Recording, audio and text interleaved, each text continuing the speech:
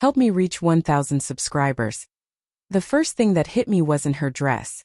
It was the way his hand rested on the small of her back, easy, familiar, like it belonged there. My wife. And her boss. I stood across the ballroom, champagne trembling in my hand. The chandelier light scattered across the sequins of her silver gown, glittering over her bare shoulders. She looked breathtaking, beautiful in a way that didn't feel like mine anymore. And the man beside her, Robert Hale, walked like a man who believed everything in the room was already his, including her. 2 weeks earlier, Emma had mentioned this gala while rushing out the door. It's just work, she said. Formal networking. You'd hate it. Really. I believed her. I always did. But then a colleague of hers mentioned that spouses were encouraged to attend. And later, when I checked the email invitation we both had access to, her RSVP stared back at me. Yes, attending. Bringing guest Robert Hale. That was when the cold started in my chest. So I showed up. The room smelled of expensive perfume and polished surfaces. A soft quartet played from somewhere near the stage. And I watched my wife lean into her boss's quiet words, laughing the way she used to laugh with me. He stood too close. His fingers lingered too long. It didn't look new. It looked practiced. I followed as they drifted toward the bar. Her hand brushed his arm. His hand settled at her waist. I stepped forward. Emma. She froze. The color drained from her face. Daniel, she breathed. Robert turned to me with a slow, entertained smile. Ah, the husband. I've heard quite a bit about you. My voice came out steady. Too steady.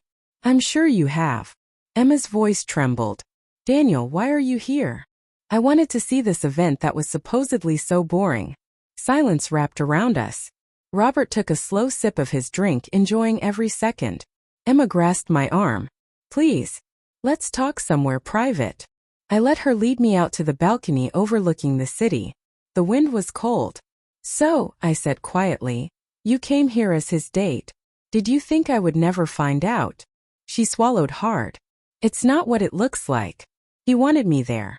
It was professional. Professional, I repeated. With his hand on your back like he owns you? Her eyes shined with tears. I couldn't say no. He has power. My position. So to protect your job, you sacrificed your marriage? She said nothing. And in that silence, the truth was already laid bare. How long? Her mascara streaked as tears slipped down her face. It wasn't supposed to happen, she whispered. How long? A few months. It was like something inside me collapsed.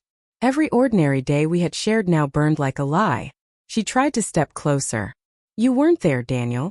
You were distant. Don't you dare put this on me. She flinched. Through the balcony door I could see Robert laughing with a group of executives, calm, confident, untouched. I exhaled slowly. You said he's powerful, I murmured. Let's see. Her eyes widened in panic. Daniel, no. Please. You'll ruin my career. I looked at her. This woman I once knew so well. You already ruined us. I walked back inside. Robert saw me approaching and straightened.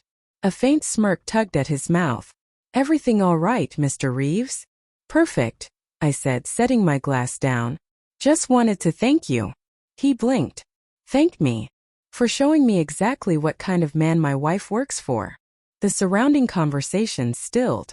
You might want to reconsider your tone, he said quietly. And you, I answered, might want to reconsider touching your employees the way you do. Because it looks like everyone here is about to reconsider their loyalty to you.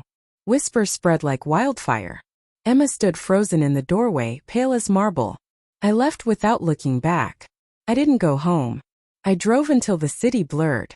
The world felt too loud and too empty at the same time. I still loved her. That was the cruelest part. Love doesn't evaporate just because trust does. 2 weeks later the headlines broke. Robert stepped down. Internal investigation confirmed. Emma quit soon after.